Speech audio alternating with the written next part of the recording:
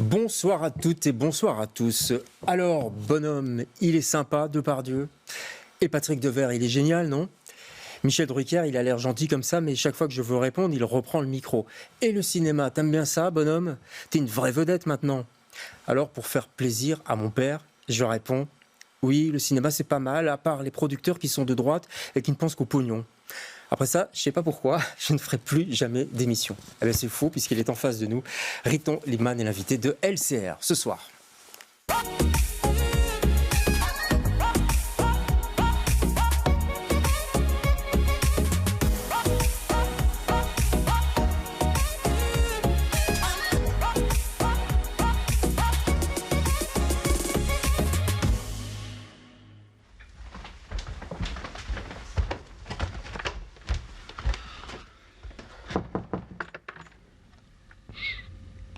Elle dort. Est-ce que par hasard, elle serait pas un peu con? Dans la forêt lointaine, on entend le coucou.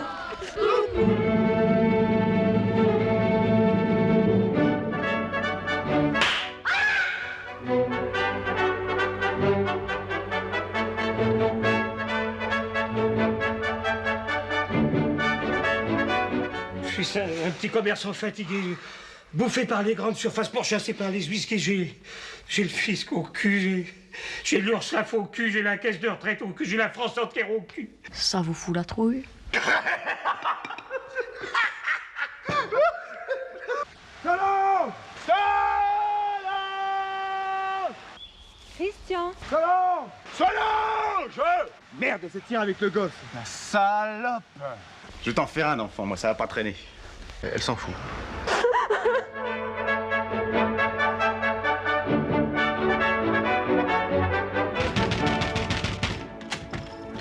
Je tiens à vous signaler qu'il est 3h du matin et que je me lève à 5h pour aller au Hall.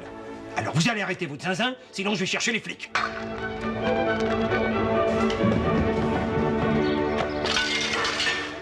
Mais y a pas un avocat pour comprendre quelque chose à une telle histoire de merde. Voilà, préparez vos mouchoirs, 1977. 77, sortie 78. Sortie 78, tournage 77, comme on dit en Belgique. Je dis ça parce que vous reprenez cette expression dans La vedette du quartier, le livre qui sort chez Segers. Il y avait eu la pièce, je vous avais invité... Séguier, oui, Séguier. Segers, c'est la poésie. Je vous avais invité pour le spectacle aux Poches, et puis ça a tourné en France et à Avignon. C'est beaucoup plus que le spectacle, ça va beaucoup plus loin, je trouve. C'est ça qui est intéressant. Oui, parce qu'à la base, le spectacle, c'était déjà un manuscrit. Quand j'ai commencé à écrire l'histoire, c'était un manuscrit de 200-300 pages. Et après, on a eu l'idée de faire le spectacle. Donc, on a réduit les 300 pages en 30 pages pour un seul en scène. Et après, je suis revenu à la grosse version. Ouais. Parce qu'écrire, ça, c'est votre truc maintenant. Hein. Ouais, j'aime bien, ouais. Enfin, j'aime bien. C'est ça qui vous a sauvé. Je pense, oui. J'ai eu 2 sauvetages dans ma vie. Enfin non, on a tous plein de trucs qui nous ont sauvés. C'est des grands mots, mais c'est vrai que quand j'ai arrêté la défonce... D'abord, j'ai arrêté de me défoncer. Et puis très vite, ma vie d'avant ne me suffisait plus. Il y avait un truc et j'étais assez insatisfait. Et... Bon, j'étais content, hein, j'avais des potes, j'avais une nouvelle vie, mais petit à petit, j'ai commencé à... Il y a un truc qui manquait. Ouais. Et quand j'ai réussi à me mettre à écrire, là, un univers s'est ouvert devant moi. On va revenir à préparer vos mouchoirs parce que c'est un petit peu le début du livre. Et je me disais que vous ne seriez pas là en face de moi ce soir s'il n'y avait pas eu un jour votre petite sœur qui avait débarqué dans ce bar tabac ou dans ce bar, en tout cas à Bruxelles. Au Café de l'Athénée. Café de l'Athénée, en face de l'Athénée. Les Bruxellois savent bien où c'est. Avec un journal. Ouais. Il y avait une petite annonce. Que ma mère... Ouais, elle l'avait mis dans la Alors poubelle. l'histoire, et c'est vrai, hein, l'histoire, c'est que... Donc c'était une annonce pour jouer dans le film avec Dewar et Depardieu. Donc une demande de casting de Bertrand Blier. Puisque les 2 vedettes françaises étaient françaises, il fallait trouver le petit gosse en Belgique, à Bruxelles. Donc ils ont fait un casting, ils ont passé une annonce dans le soir, entre autres. Et alors ce qui est marrant, c'est que moi je m'en foutais, je suis venu au cinéma, j'avais 13 ans donc. J'étais à la télé. Enfin, c'était, vous avez moi j'adorais la musique, j'adorais sortir avec mes copains, mais je n'étais pas du tout branché cinéma. Et par contre, j'étais déjà une grande gueule, un chahuteur, un bout en train, très original. Vous arrachiez les képis des flics. Oui, j'arrachais. On se foutait de la gueule des flics, on allait bouffer sur les pelouses de la place Fernand Coq. On était une petite bande. Il y avait des pelouses à l'époque. Il y avait encore des pelouses. Maintenant, il n'y en a plus. Je ne sais pas si vous êtes au courant. Oui, ils sont tout enlevés. Mais bon, bref. Donc on était une bande de hippies, révolutionnaires, libertaires, anarchistes, un peu concons de 14 ans. Et donc vous suivez votre copain David, le beau David, enfin vous dites, hein, c'est David le beau, ouais. Ouais, et vous le suivez à ce casting, à l'hôtel Hilton, on voit tous où c'est. Il y a de la moquette rouge. 10 cm d'épaisseur, je crois. Vous le notez aussi dans votre bouquin, parce que ça vous a marqué, en fait. C'était classe, quoi. Tout à coup, on traînait dans la rue, dans les cafés, et tout à coup, on arrive au Hilton. Le Hilton, des fauteuils en cuir, des hommes d'affaires qui passent, de la moquette rouge de 10 cm. 30e étage. 30e étage, l'ascenseur. Et qu'est-ce qui se passe, là? Non, moi, j'y vais pas au casting. Je reste, j'attends, je pique des cendriers, je m'en fous, j'essaye de foutre la merde. C'était ma raison de vivre à l'époque, foutre la merde. Vous avez changé. Et je veux. Comme quoi, on ne change pas vraiment dans la vie, mais bon. Et donc, je ne vais pas au casting. Et puis, mon copain David, il monte, parce que lui, c'était le beau de la bande. David Burstein, d'ailleurs, un bruxellois, on le salue. D'accord. Et il monte. Et il redescend, tout émoustillé. J'espère que ça va marcher. Et au moment où on va partir, je me dis attendez les gars, finalement je vais y aller. J'ai envie d'aller voir la chambre d'hôtel au 30e étage. Et donc, là, il y a Bertrand Blier avec sa pipe. Et là, je rentre dans une chambre et là, bonjour jeune homme, c'est quoi ton nom? Et tout à coup, je me laisse prendre au jeu, mais tout en déconnant. Ouais. Alors, tu veux faire du cinéma? Mais non, pas du tout, je m'en fous complètement. Et en fait, c'est ça qui marche. Oui, comme je m'en foutais complètement, c'est ça qui a marché, quoi. Ouais. Alors, on va avancer un peu dans le temps. Après, c'est des essais, vous êtes pris, il y a des essais avec Depardieu. Il y a même une scène que Bertrand Blier écrit exprès pour l'essai, donc ça, c'est pas mal. Ça veut dire il était investi quand même. Hein. Ouais. Il était investi. Alors, donc il y a les premiers essais avec Depardieu, et puis il y a le début des tournages. On ne peut pas s'empêcher de penser quand même, je m'excuse de parler de ça, mais voilà, au récent scandale avec Depardieu, parce que vous le décrivez aussi, c'est des gros mots, c'est des gros mots. Oui, c'est des gros mots. Oui, c'est des gros mots. C'est ça qui m'a frappé en lisant, c'est que toute l'équipe se tait, quoi, parce que c'est Gérard. Mais c'était déjà ça à l'époque. Il n'y avait pas de polémique. Et pourquoi il n'y avait pas de polémique? Je sais pas, parce qu'on s'en foutait complètement. S'il avait mis des mains au cul, vraiment, il y aurait eu polémique. Ouais. Mais à l'époque, on n'allait pas faire une polémique pour des gros mots. Mais il faisait ça quand même devant un gamin de 13 ans. Mais je m'en plaignais pas. Ouais. Qu'est-ce que j'en avais à foutre qu'ils disent bite, cul, poil, trou. Alors, petit, t'as baisé cette nuit. J'étais comme ça parce que c'est d'être Depardieu. Ouais. Mais honnêtement, les gars, faut se calmer, ça m'a pas choqué plus que ça. Je veux dire, Depardieu, oui, c'était le gros Gérard, quoi. Attention, je parle pas d'attouchement ou de main au cul, etc. Ça, ok. Mais les gros mots, bon, je n'en ai pas souffert. Vous dites même que ça l'aidait à se concentrer, parce qu'il était comme ça. Oui, parce que c'est une façon de se concentrer, c'est une façon de déconner à outrance.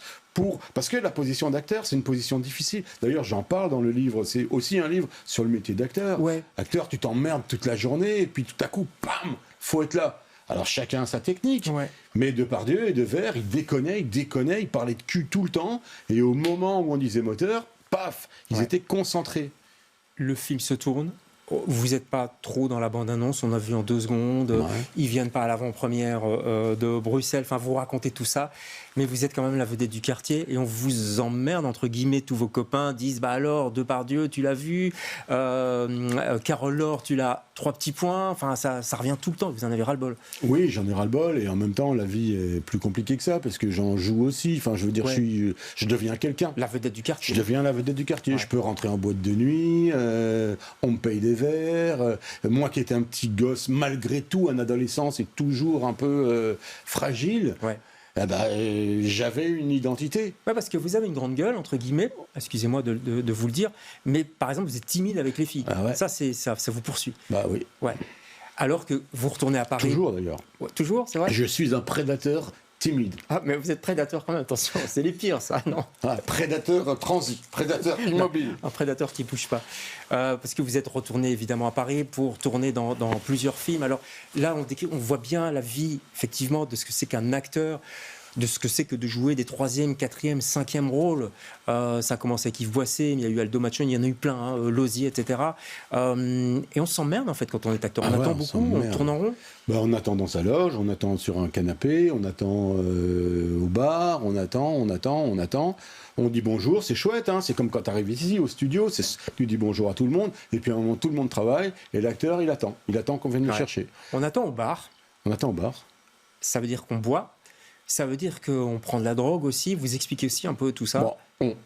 Moi. Ouais. Il y en a qui d'accord. tout le Enfin, monde vous n'a n'étiez pas tout seul quand même. Quand Oui, vous sortez mais au bon, bain-douche, tout ça, vous n'êtes pas tout seul. Oui, quoi. mais c'est moi qui me défonçais avec un produit plus dangereux que les autres. Quoi. Ouais. Les autres, ils n'ont pas fait ça. Et ils me disaient arrête.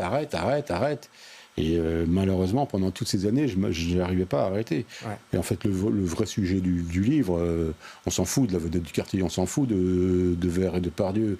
Le vrai sujet, c'est l'histoire d'un petit garçon plein d'espoir qui devient dépendant. Ouais. Et pourquoi? Parce qu'il veut être mieux dans sa peau, il veut être aimé. Enfin, tous les garçons veulent mieux, les filles, tout le monde veut être mieux dans sa peau. Mais tout le monde ne passe pas par la case drogue pour y arriver. Ouais. Et c'est ça la dépendance, c'est que tout à coup, il y en a qui tombent dedans, tu sais pas pourquoi, et il y en a qui tombent pas dedans parce qu'ils ont les ressources, je sais pas. Ouais.